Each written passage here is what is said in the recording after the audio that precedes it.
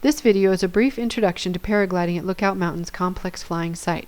While pilots at this site will achieve long cross-country flights, the site can be very dynamic and we take safety very seriously. Therefore, it is very important that new pilots should learn from experienced local pilots by seeking advice and asking questions. Each individual pilot is responsible for his or her own safety.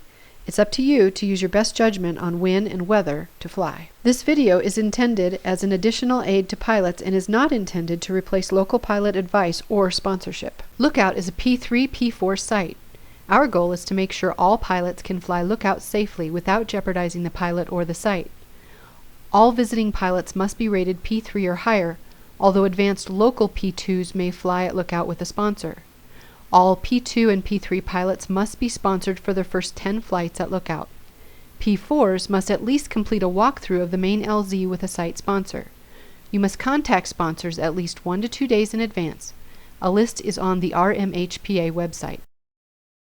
Each pilot must complete the following 4 requirements before flying at Lookout. 1. Be a member of RMHPA. 2. Each pilot must be a member of the Rocky Mountain Hang Gliding and Paragliding Association. 3. You must sign a Jefferson County liability waiver. 4. You must have a working 2-meter radio capable of broadcasting and receiving on 158.400 with DCS 23. Lookout Mountain is located in Golden, Colorado. The landing zone is located on Highway 6 near the intersection with Route 58. For those not experienced with Colorado's high-altitude weather, it can change rapidly. Thunderstorms can develop in as little as half an hour from clear blue sky. Therefore, we recommend checking the RMHPA weather page to verify conditions and continuously monitor weather conditions throughout the day.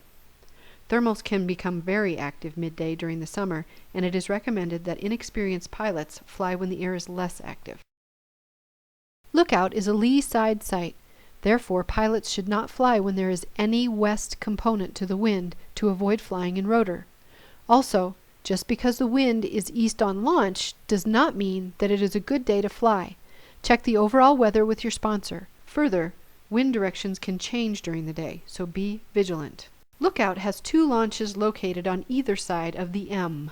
There is the north launch and the south launch. The north launch is located just north of the M on Mount Zion. This launch is used when the wind direction is north, northeast, east, or southeast. South wind can cause rotor on launch. North launch has limited parking, so we ask people to carpool from the LZ. There's a fairly steep hike from the parking area to the launch. Paragliders set up on the upper part of the hill towards the M. Hang gliders set up below to the north where there are a few tie downs. There are 4 wind socks for the north launch. North point to the north, treetop to the east in front of launch, the spine to the south, and the top of the mountain. The socks on the north point and the south spine should be used to determine true wind direction. The treetop sock indicates thermals coming through, but is not the best indicator of wind direction. The sock on the top of the mountain shows if the wind is from the west. Do not launch if the wind is coming from the west. When the winds are strong from the north or the south, there is a strong potential for rotors to set up at launch.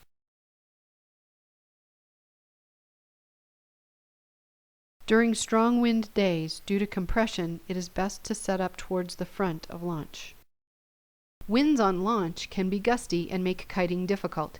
It is recommended that pilots look west to see what the weather behind the mountain is doing prior to launching. Also, please be courteous to others who wish to launch. The south launch is located south of the M. South launch can be used in southeast, east, or northeast wind. The south launch parking is located past the north launch parking. This is also a steep trail to the launch site. There are 2 wind socks and many streamers for the south launch. 1 sock is on a tree in front of launch. 1 is on top of the mountain. There is also a flag at the top of Buffalo Bill's grave 1/2 mile to the south. This flag is a very good overall indicator of wind in the area. This launch may be best for new pilots since it is larger and has friendlier terrain. Tandem pilots often launch from the south side. Please help by giving tandems the extra space they need. Some things to keep in mind about the south launch are: pilots should always check the weather to the west by hiking up the hill. South launch can be an easier launch for newer pilots. Due north and south winds can cause rotor on launch. And the common lookout saying, Nothing good ever happens in a strong south wind.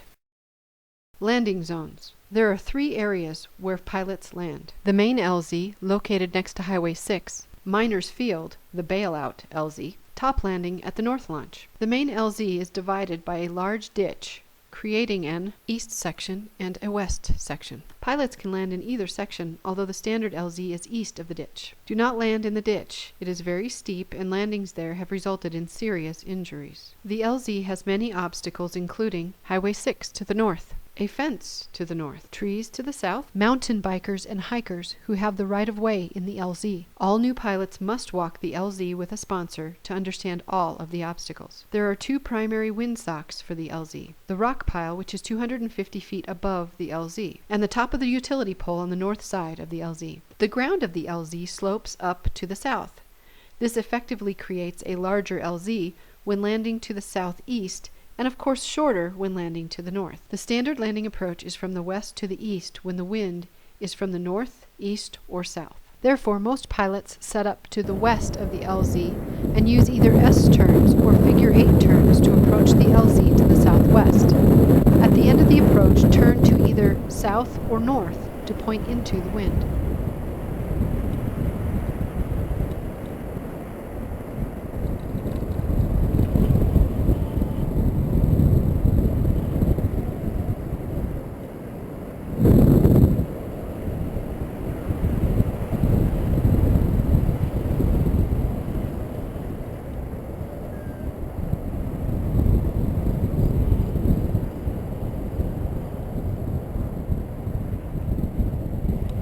If there is a strong south wind, rotor will set up on the south side of the LZ. This rotor can make the east LZ turbulent and can cause a lot of sink. Therefore, it is recommended to set up north of the west LZ and land heading south on the west side of the LZ. In a strong north or west wind, pilots may have to approach the LZ from the east, landing towards the west.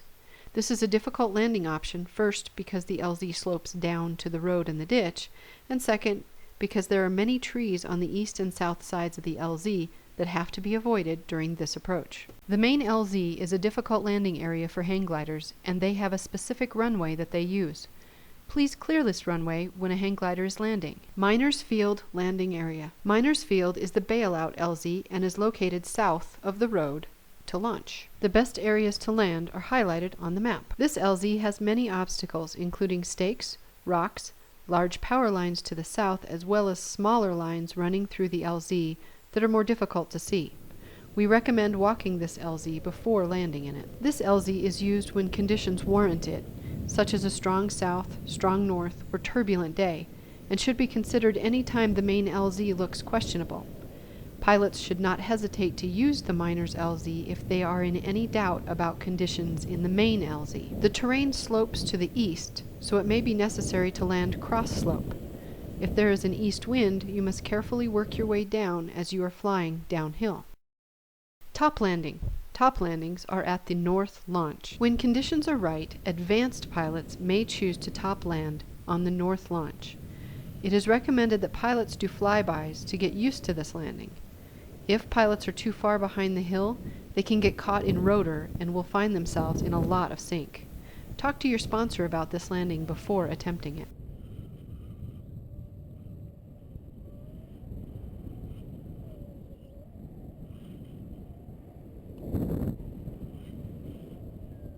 Flying at lookout can be very challenging. Over the years, pilots have learned a lot about lookout, sometimes through difficult experiences. This section is to help pass along some of those lessons so that new pilots can avoid making old mistakes. All pilots should follow general thermaling rules. The first pilot in the thermal sets the direction. Make sure you are aware of other paragliders, hang gliders, and RC planes. Lookout is not a ridge soaring site. Flying close to the hill is a major risk, and it has not worked out well for many pilots, particularly on active days. If you are new to lookout and find yourself at or below the second switchback in the road, then it is best for you to start concentrating on landing rather than looking for another thermal. Low scratching by inexperienced pilots has led to many accidents. Pilots new to the site should avoid the temptation of nasty turbulent thermals that are generated by the rock pile just above the main LZ in front of the north launch. Clear Creek Canyon, which is located on the north side of the north launch, should be avoided because of the Venturi effect of the canyon and the lack of landing options. Windy Gap, which is located to the south of the south launch, should also be avoided because of the Venturi effect and the lack of landing options. As you thermal up, do not go behind the hill. There's a risk of sinking out, and there are no good landing options in those steep, rocky canyons. Pilots should avoid the following: finding a thermal below the second switchback in the road, thermals generated off the rock pile, being low in Clear Creek Canyon, being low in Windy Gap, going behind the hill, flying too close to the hill. Many experienced pilots at Lookout will push the limits of these guidelines and will fly in conditions that are inappropriate for inexperienced pilots. We recommend new pilots make conservative choices until they are familiar with this site. And remember, every new pilot must contact a sponsor prior to flying at Lookout, either for 10 sponsored flights if you're a P3 or a local P2, or for a walkthrough if you are a P4. Visit rmhpa.org for more information.